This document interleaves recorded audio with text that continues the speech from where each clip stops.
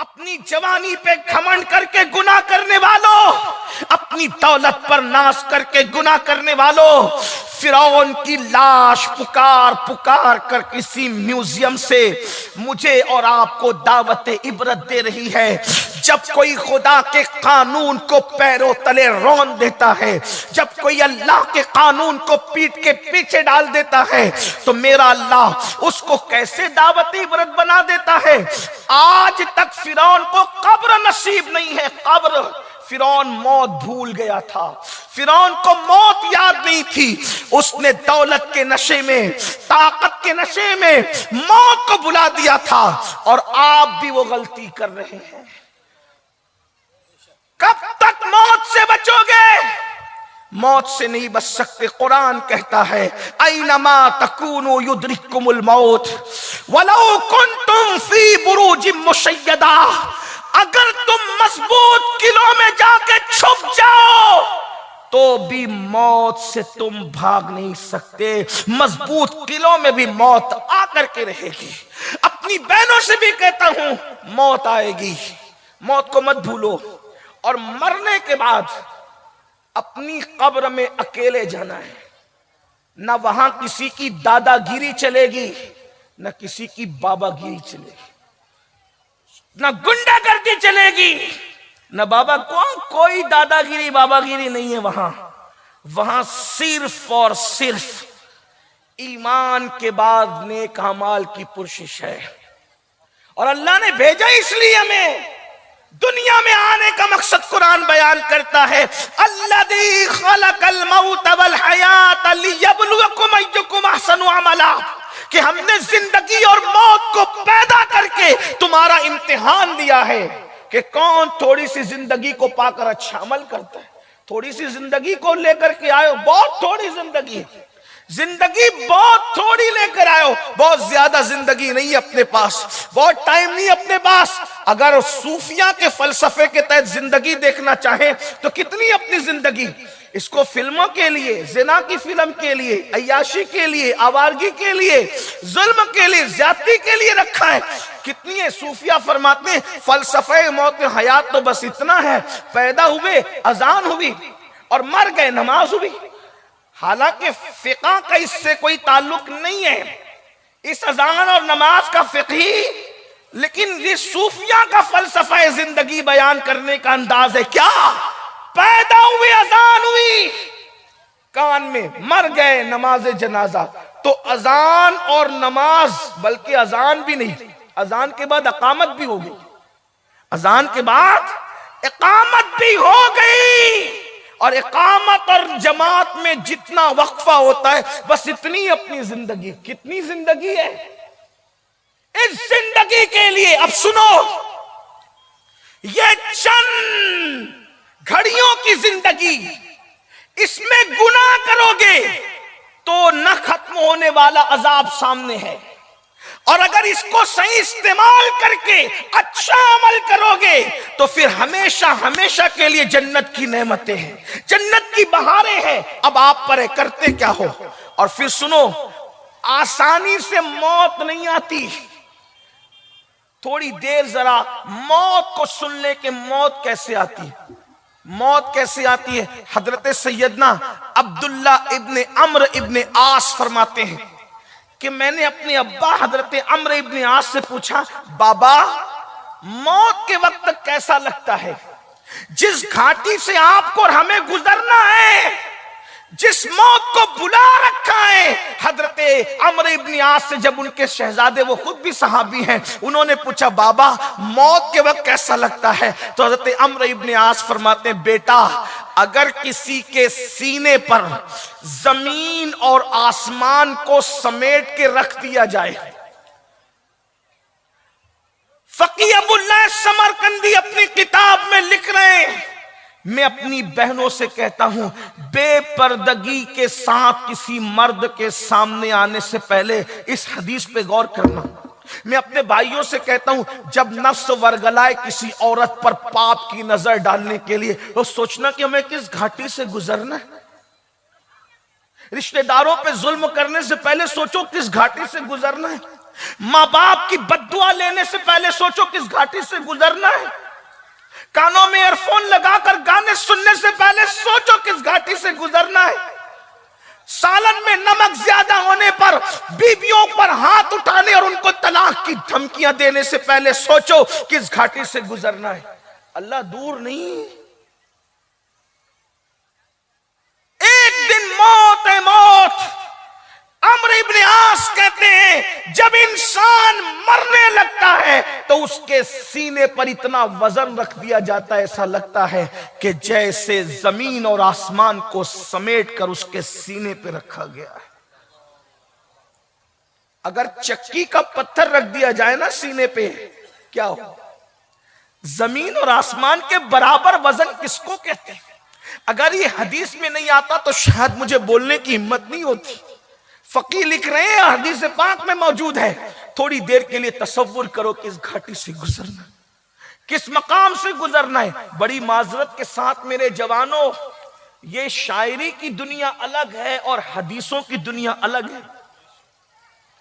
शायरी में आदमी जो कह दे, मौत के वक्त जो होगा देखा जाएगा।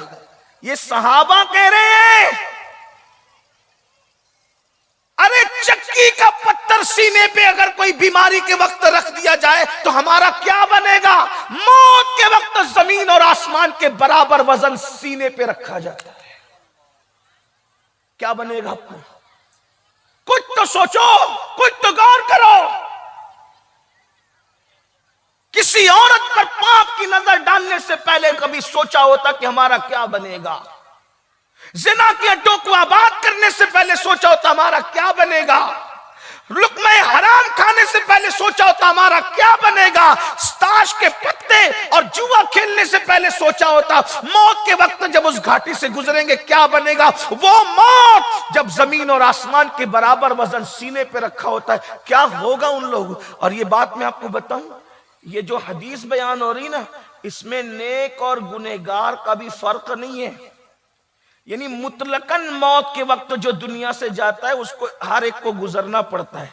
फिर ये और बात है कि अल्लाह रसूल का करम अगर हो जाए, हुजूर जलवा फरमा अगर हो जाए, तो फिर आदमी के लिए उस मौत की तकलीफ हल्की हो जाती है। लेकिन अगर हुजूर नजरें फेर ले तो फिर मौत से बड़ा अजाब क्या है? बात की मंजिलें तो बहुत है, लेकिन मौत खुद बहुत बड़ा अजाब है अगर हुजूर नजरें फेर ले। मेरी कौम के जवानों, मुझे बताओ, जब हमारे जवान जुआ खेलने को गुनाह नहीं समझते, हालांकि रिवायत में इमाम गजाली फरमाते जिसने जुआ खेला गोया उसने अपने हाथों को सूअर के खून में रंग लिया। ये उलमाए किराम मौजूद हैं, मशाइख मौजूद हैं, आप जो है इनसे मुसाफा करते हैं, हाथ चूमते, कितना शरफ आप पाते हैं कि चलो बुजुर्गों से मुसाफा करें, उलमा से मुसाफा करें। आपको पूछता हूं, अगर हाथ में कीचड़ भरा हुआ हो, हाथ में कीचड़ लगा हुआ हो, तो आप आलिम से मुसाफा नहीं कर सकते, पीर से मुसाफा नहीं कर सकते। जब कयामत के दिन जुआ खेलने की वजह से तुम्हारे हाथ सूअर के, खिंजीर के खून में रंगे होंगे, तो क्या रसूलुल्लाह से मुसाफा कर सकोगे? हुजूर अलैहिस्सलाम के हाथों में हाथ देने की हिम्मत हो सकेगी? अल्लाह अकबर। तो हजरत सैयदना अम्र इब्ने आस रज़ी अल्लाह ताला अन्हु इरशाद फरमाते हैं कि जमीन और आसमान इंसान के सीने पे समेट के रख दिए जाएं तो जितनी तकलीफ होती है उतनी तकलीफ इंसान उससे ज्यादा महसूस करता है कि मौत के वक्त उसके सीने पर इतना वजन दे दिया गया है। उसी पर बस नहीं, हजरत सैयदना अम्र इब्ने आस मजीद इरशाद फरमाते हैं